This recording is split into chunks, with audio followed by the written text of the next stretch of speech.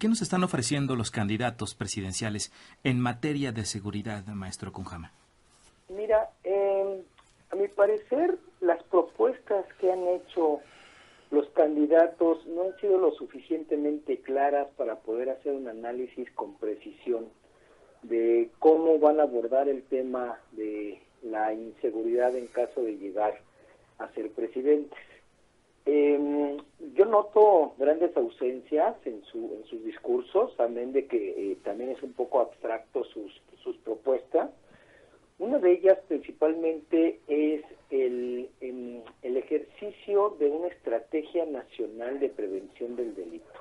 Que si bien es cierto, López Obrador y Anaya han puesto algún punto sobre este tema, no ha sido lo suficientemente abordado, amén de que es uno de los elementos más importantes para combatir la inseguridad en nuestro país.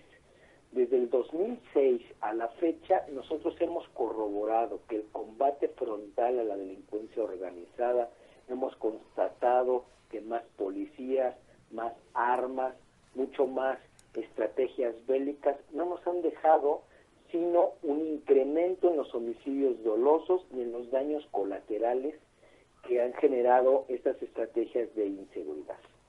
Lo que han propuesto los candidatos, más que una estrategia clara, con una metodología que nos permita conocer cuál es el estado de la inseguridad o incluso evaluarla en el estado actual y proponer evaluaciones a mediano y largo plazo cuando estén en su administración, han propuesto más bien una reingeniería institucional. En este sentido, por ejemplo, López Obrador nos aborda el tema de la Guardia Nacional, nos aborda el tema de regresar a la Secretaría de Seguridad Pública. Por su parte, Margarita Zavala nos habla de crear la Secretaría de Seguridad Ciudadana, en fin, digamos, unas estrategias más de reingeniería institucional que realmente no sabemos si solamente cambiando esas partes podríamos abordar de manera frontal a la criminalidad y a la violencia. Maestro, sí. Sí. El flagelo de la inseguridad, pues, se le atribuye generalmente a los gobiernos locales, pero quisiera preguntarle en qué medida esta situación de inseguridad, delincuencia, criminalidad en México está precisamente vinculada a las instituciones del Estado en los diferentes niveles de gobierno. No, es totalmente. Si bien es cierto, la violencia y la criminalidad ocurre pues en espacios locales, es muy importante que las secretarías de gobierno estén alineadas para poder generar condiciones para que los jóvenes no se vinculen a la violencia y a la criminalidad. Y digo jóvenes porque la violencia tiene rostro. Es decir, la violencia no está generalizada en todos los estados del país, en todos los rincones del país, no está generalizada en todos los grupos etarios. Incluso la mayoría de la violencia es ejecutada, es perpetrada por jóvenes, pero también recibida por jóvenes.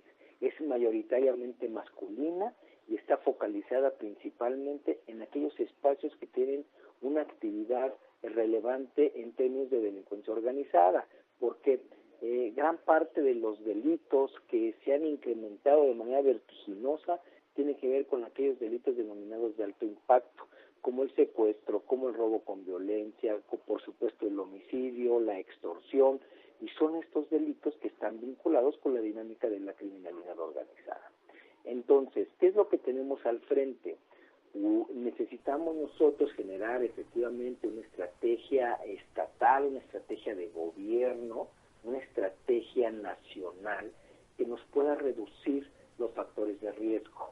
En este sentido, lo que nosotros tratamos como de visibilizar es la importancia de estas instituciones de Estado para poder disminuir aquellos contextos, aquellas situaciones que hacen que se vinculen a la violencia.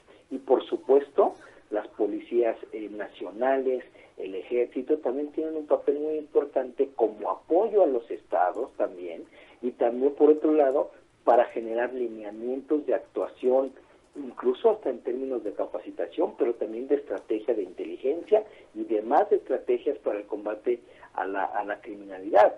Digamos que yo veo una estrategia estrategia integral en términos de prevención, en términos ya reactivos y en términos también de la reinserción social, que además es un tema que es muy poco abordado también en los candidatos.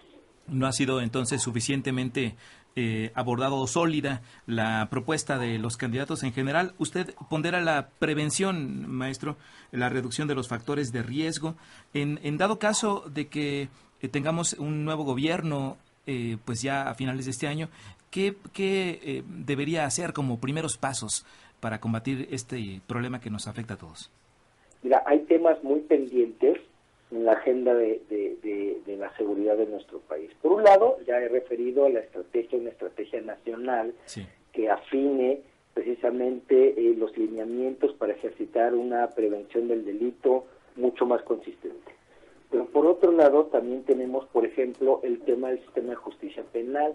Es un tema también bastante importante porque amén de que se nos ha terminado los periodos para la implementación del nuevo sistema de justicia penal, también sabemos que algunos estados no han tenido el avance que se supone que deberían de tener a estas fechas para implementar en totalidad el nuevo sistema de justicia penal. Pero además también hemos nosotros notado cómo en el ejercicio, ya en la práctica del nuevo sistema de justicia penal, pues también hemos detectado algunas fallas. Por ejemplo, aquella denominada puerta giratoria.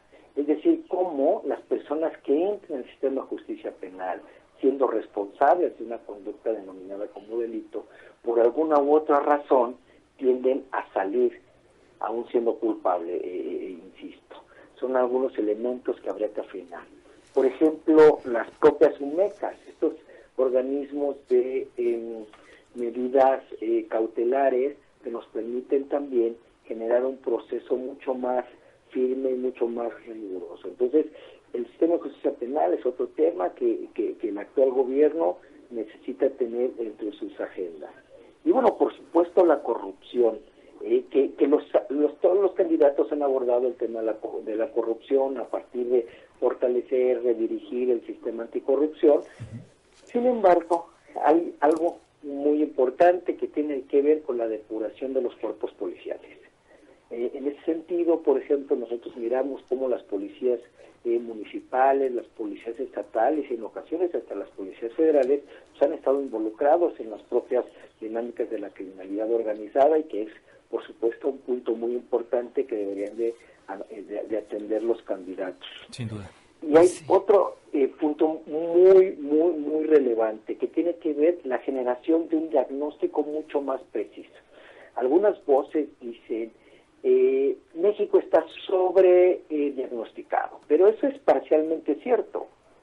¿Por qué? Porque los diagnósticos que actualmente sirven son tan generales que los problemas locales se difuminan. Lo que nosotros necesitamos hacer son diagnósticos mucho más precisos, mucho más focalizados para poder entender qué está pasando en las localidades y que a partir de ahí generemos también una estrategia de evaluación continua de las tareas de seguridad que nos permitan generar una visibilización de los resultados y también una lógica de rendición de cuentas para que podamos nosotros estar mirando los avances en esta materia. Me parece que son uno de los puntos que deben de estar mucho más presentes en las estrategias de los candidatos.